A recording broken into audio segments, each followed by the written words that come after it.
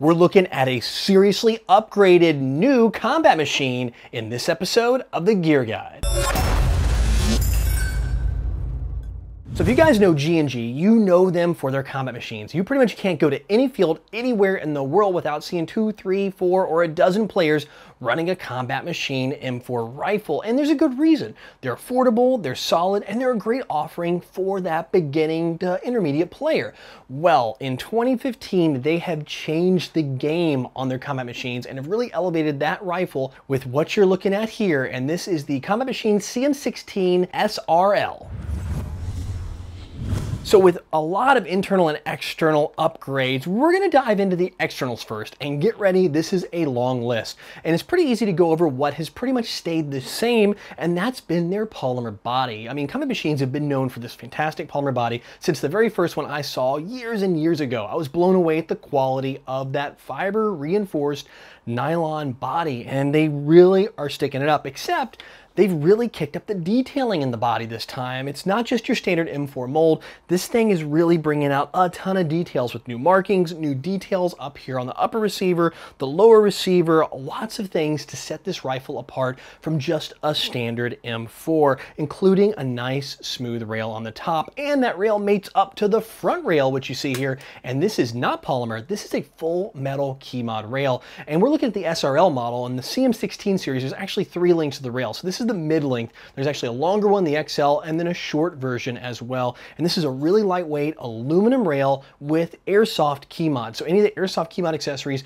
are going to bolt right on here, no problem. And of course, there is the metal outer barrel and a metal flash hider in the end, which looks really cool. I love this, and it's got the threads to put on a quick detach suppressor if you guys want to go that route. Across the top, you do have metal front and rear sides. These are both flip ups, and they work great. They get up out of the way. They've got a locking button here on the side so you don't accidentally knock your front one down, and the back one just drops with elevation adjustment on the rear. And if you don't want them, if you don't want to go totally clean, you can take them off. It comes right off with a little quick screw. Across the back here, the charging handle is even a new detail. It's kind of got that double-sided, and both sides move when you pull one. And the way the rail mates up to the upper receiver, there's actually detailing here, so it's not just kind of ugly. It makes it look like you almost have a one-piece upper body. Moving to the lower receiver, again, we talked about that polymer body, but the fire selector is actually upgraded as well. Full metal fire selector with the kind of bullet markings instead of the safe semi and auto options. A little low profile, kind of subtle serial number, and of course the big combat machine stamp here on the side. And they've also added ambidextrous mag release. So if you're a righty or you're a lefty, you can drop that mag, no problem. And we're gonna hit the mag real quick. This mag is G&G's new offering of their high cap. It has a rubber grip on there where you can get a positive grip. If you guys are in combat, you need to get this thing out. You're gonna get it in and out of pouches. And I'll tell you, in my test, this thing put a lot of tension on those BBs and everything fed great. I'm really liking this, and they're pretty lightweight as well for a polymer magazine. Moving to the grip, it's ergonomic and ambidextrous and has finger grooves for comfort for long day shooting. And of course, you have the metal end plate that acts as a heat dissipator for the motor, as well as motor adjustment there on the bottom, which works with a flathead screwdriver. Moving on the back, you got a sling attachment point here on the back, so you can clip in a monopoint sling if that's your thing. And then of course, their new stock. The stock's really nice. It's made of polymer. It's got a huge, big old beefy rubber butt pad on this thing. It's monstrous.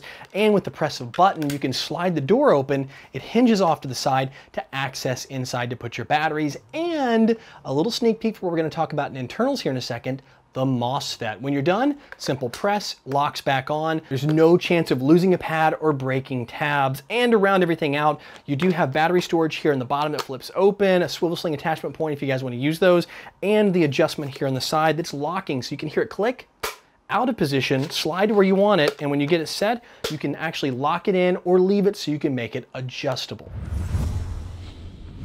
Under the hood, they made changes as well. Most notably is their fire control system. So now in place of the standard trigger contacts, they have an electronic trigger system that runs to that MOSFET I showed you in the buffer tube in the earlier section. So now you have a MOSFETted gun at that intermediate to beginner price point, which is crazy to find that much technology in on this. And fear not, for those of you who have an earlier version of a combat machine, you can actually buy a drop-in replacement for the trigger system. G&G's gonna be selling that as an individual SKU in 2015 as well.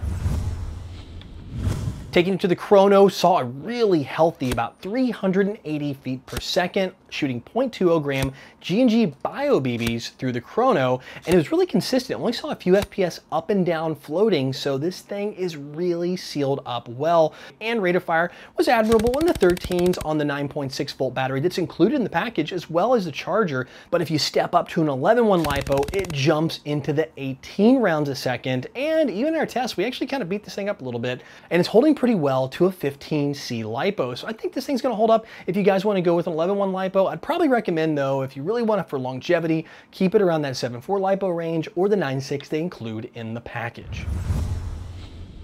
So guys, bottom line here, I have always thought of combat machines as kind of that basic, intermediate, gun that, the newer players start, something I really wouldn't look at running on the field.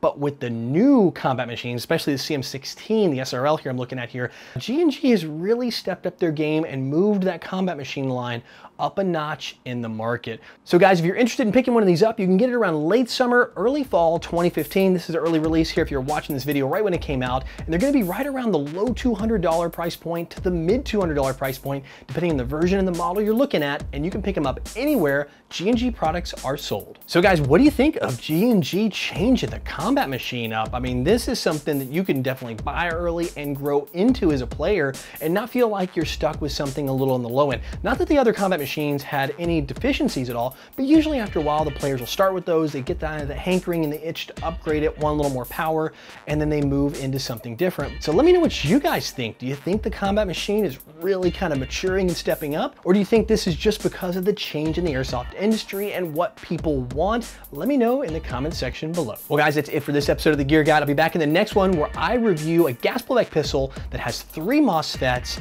and a relay.